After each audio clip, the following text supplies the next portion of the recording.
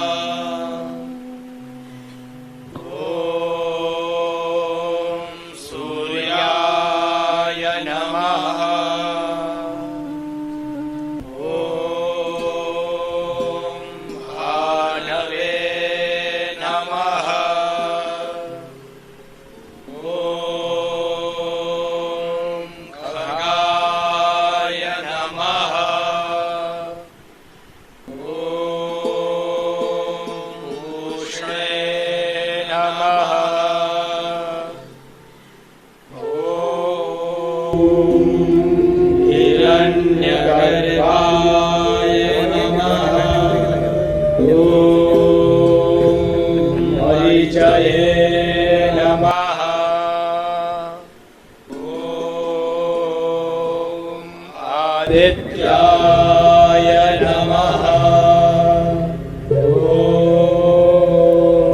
सवित्रे नमः।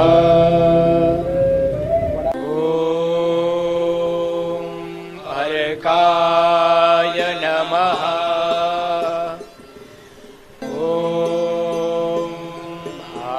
भास्कराय नमः।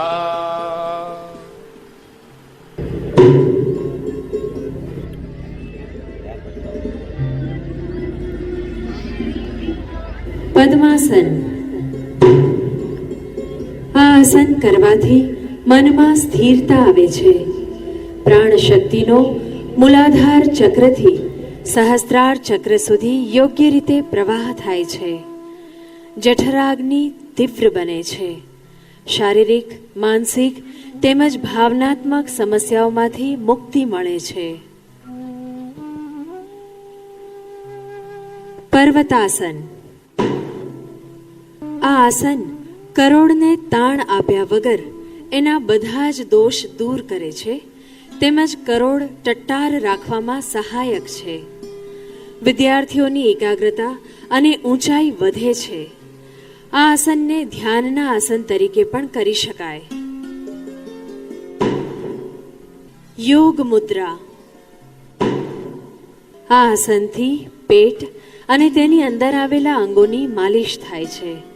બદ્ધકોષ્ઠ, અપચો તેમજ પેટના અન્ય રોગોમાંથી મુક્તિ મળે છે. કરોડના બધા જ જ્ઞાન તંતુને એકબીજાથી યોગ્ય અંતરે ખેંચે છે અને એમાંથી પસાર થતી સુષુમ્ના નાડીને સાફ અને હલકી કરે છે. વજ્રાસન.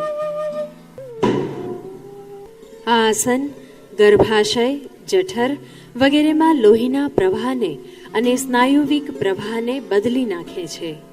હર્નિયા, સાયટિકા, એસિડિટી, અપચો તેમજ અલ્સર જેવા રોગોમાંથી મુક્તિ મળે છે. જઠર અને ગર્ભાશયની માંસપેશીઓને શક્તિશાળી બનાવે છે. પાચન તંત્રની કાર્યક્ષમતા વધારે છે. આ આસન ખાસ કરીને જમ્યા પછી કરવું જોઈએ. ઉષ્ટ્રાસન. આ આસન કરોડરજ્જુને આરામ આપે છે. નિતંબ અને સાથળ ઉપરની ચરબી દૂર કરે છે. સાયટિકા નસને શિથિલ કરે છે. સ્ત્રીઓના પ્રજનન તંત્રને સ્વસ્થ રાખે છે. સુવાવડ પછી આ આસન લાભદાયી થાય છે. વૃક્ષાસન. આ આસન કરવાથી સ્નાયુ તંત્રમાં સંતુલન વધે છે તેમજ પગ, તળવા અને ઘૂંટીની માંસપેશીઓ શક્તિશાળી બને છે. તાડાસન. આ આસન મલાશય અને અમાશયની માંસપેશીઓને વિકસિત કરે છે. વિદ્યાર્થીઓની ઊંચાઈ તેમજ એકાગ્રતા અને સંતુલન શક્તિને વધારે છે.